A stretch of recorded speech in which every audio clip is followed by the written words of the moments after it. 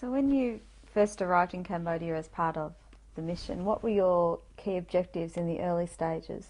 The Paris Peace Agreements was a problematical process. I mean, there were a number of disagreements about the way in which the modalities were shaped. And there was a big division between the Khmer Rouge on one hand and the state of Cambodia people on the other hand. And the state of Cambodia people were the ones that had been installed by the Russians and the Vietnamese in Phnom Penh. And the Khmer Rouge, of course, were supported by the Chinese. You know, and, they had deep Cultural Revolution contacts with the Chinese. And this was the real impasse between China and the Soviet Union, and as part of what the Chinese had seen as the Soviets surrounding them too, with pro-Soviet governments and so on. So there was a real impasse between those two components in the Paris Peace Agreements. I mean, the other two smaller factions more or less signed up for everything in the modalities. But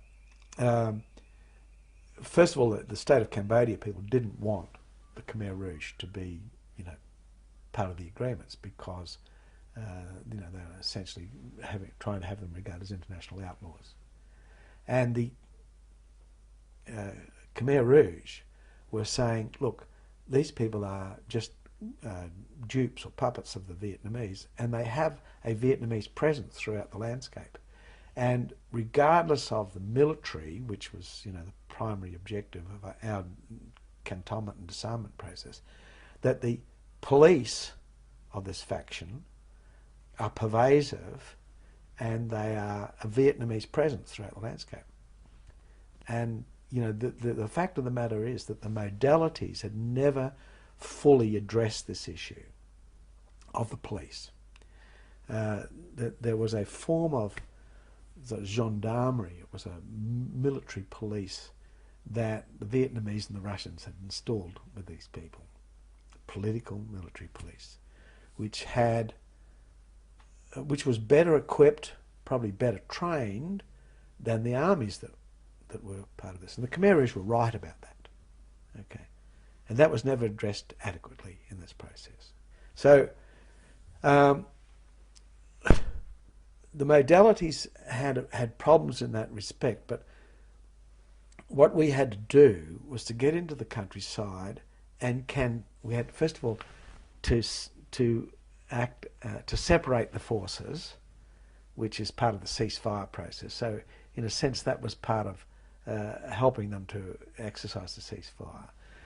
To provide guarantees that there were no outside involvement of outside forces, so to control the borders, okay, and then to provide this process and these receptacles where people could withdraw from their fighting positions to be cantoned, okay, and then in those cantonments to be disarmed and eventually be demobilised. And that was the sort of stepping stone to all the civilian processes that were going to take place. The military had to implement this. So we had to actually get from all these factions where their forces were, what weapons they had, where we were going to canton, what process we're going to go through in the cantonment and so on. So I had to go to all four factions and get this information from them and then make a plan on the basis of that information. And on the basis of that plan, go back to the UN and tell them what sort of force I needed to do this job. Okay? So I went into the jungle and negotiated with these people, all the four factions, including the Khmer Rouge. I did some negotiations in Phnom Penh in November as well. It's before the force, before we had a mandate to actually deploy the force.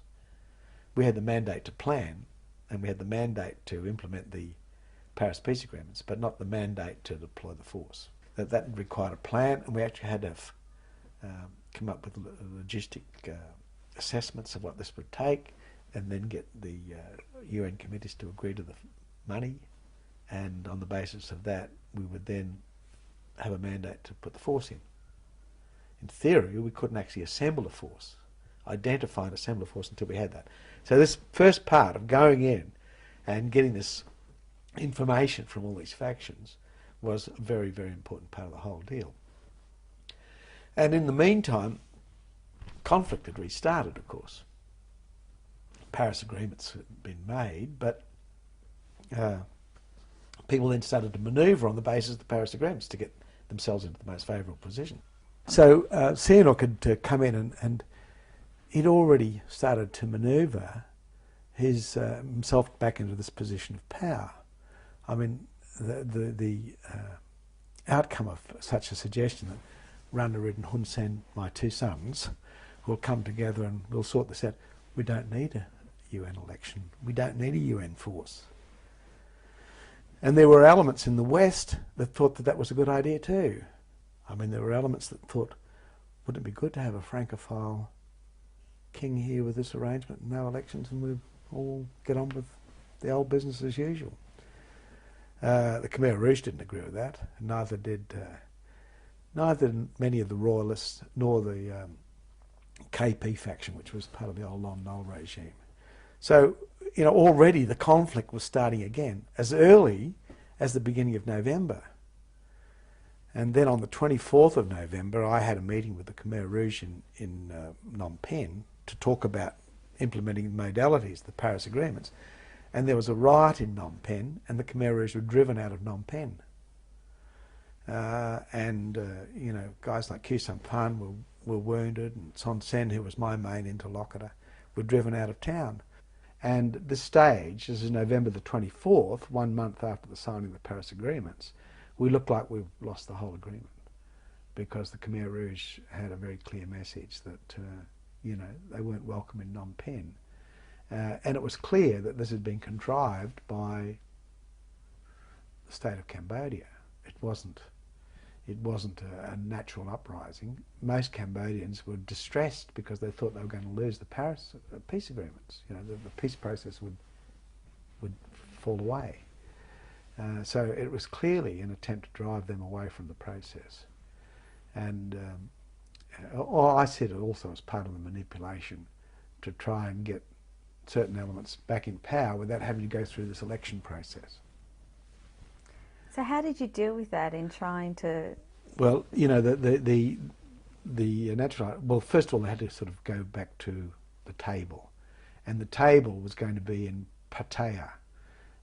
There was going to be a conference of this Supreme National Council.